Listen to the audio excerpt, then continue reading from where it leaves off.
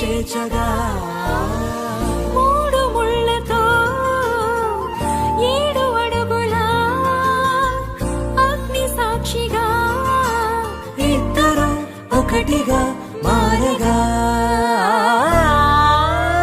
మరుపేలేని సంతకం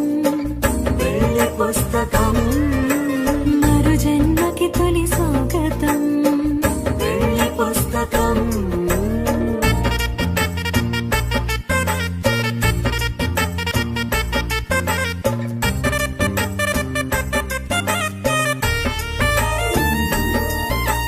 ప్రేమ పెళ్లి పేరులో